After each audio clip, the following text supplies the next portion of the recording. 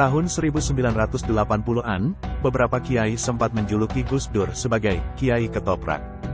Julukan itu dilontarkan lantaran gaya Gus Dur slang yang kayak seniman, akrab juga dengan seniman, menjadi dewan juri Festival Film Indonesia, fasih bercerita wayang, paham seluk-beluk ludruk, kesenian asli Jawa Timur tersebut. Kiai kok begitu? Kira-kira itulah keluhan beberapa kiai. Ya, terasa sinikal julukan tersebut. Tapi pelan-pelan julukan itu luntur, hilang sama sekali.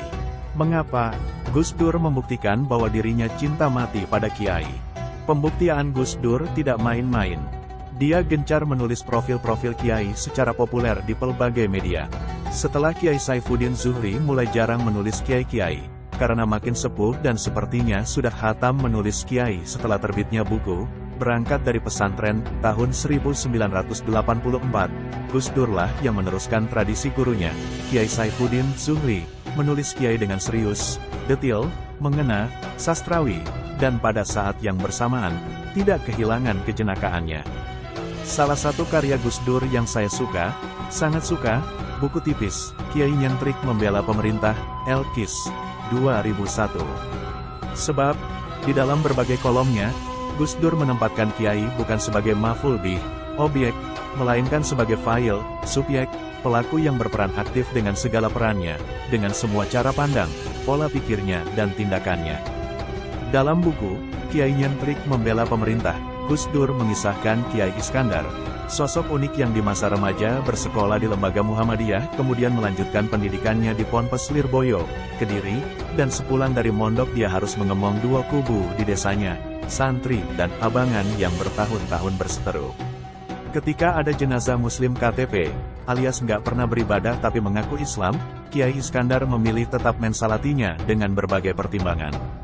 Tindakan Kiai Iskandar ini menjadi perbincangan kalangan santri maupun saudara-saudara abangan. Tapi, sejak saat itu abangan ini mulai luluh. Mereka semakin menghormati Kiai Iskandar dan perlahan-lahan banyak juga yang terpengaruh. Selain Kiai Iskandar, banyak ulama-ulama lain yang dikisahkan dalam buku ini. Kiai Atlan Ali, Gus Mik, Kiai Wahab Sulang Rembang, Kiai Sahal Mahfuz, Kiai Abdullah Salam, dan kiai-kiai lainnya dengan segala alam pikiran dan tindakannya sebagai khadimul ummah, pelayan umat. Mereka punya gayanya masing-masing sebagai seorang kiai. Inilah yang dipotret oleh Gus Dur, kemudian dikupas dalam berbagai esainya. Bagi saya ini cara unik Gus Dur mempromosikan kiai di era 1980-an hingga satu dasawarsa berikutnya. Ketika banyak pihak menilai kiai sebagai sosok kolot konservatif, Gus Dur menampilkan pribadi Kiai Haji Muhammad Ahmad Sahal Mahfuz, yang tidak pernah kuliah secara formal, namun memiliki pemikiran brilian, melalui esai yang judulnya amat puitis, Kiai Pencari Mutiara. Ketika banyak sindiran, menilai kiai hanya duduk di Menara Gading, ogah menyapa para pendosa, Gus Dur mempromosikan Gus Mik dengan segala kiprahnya, menghampiri dan membimbing para pelaku di dunia hitam. Tatkala ada yang berprasangka apabila kiai hanya berkutat pada hitam putih hukum fikih, Gus Dur memperkenalkan gurunya, Kiai Haji Ali Maksum Krapyak, Yogyakarta, melalui esai berjudul, Baik Belum Tentu Bermanfaat, di mana dalam tulisan ini Gus Dur mengambil penerapan metodologi usul fiqh aplikatif ala Kiai Ali.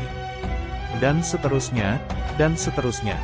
Bagi saya penulisan berbagai esai di atas melalui corong media, sekuler, bernama Tempo dan Kompas di dasawarsa 1980-an hingga satu era berikutnya, adalah langkah cerdik. Di dua media massa yang mengusung sekularisme secara ketat itu, Gus Dur malah pasang iklan tentang dunia kepesantrenan dengan segala kebudayaannya. Sebuah tawaran alternatif nan cerdik di tengah asumsi negatif mengenai sosok kiai pesantren, kolot, saklek, anti pendidikan formal, berpikir usang, anti perubahan, jarang pakai celana, dan seterusnya.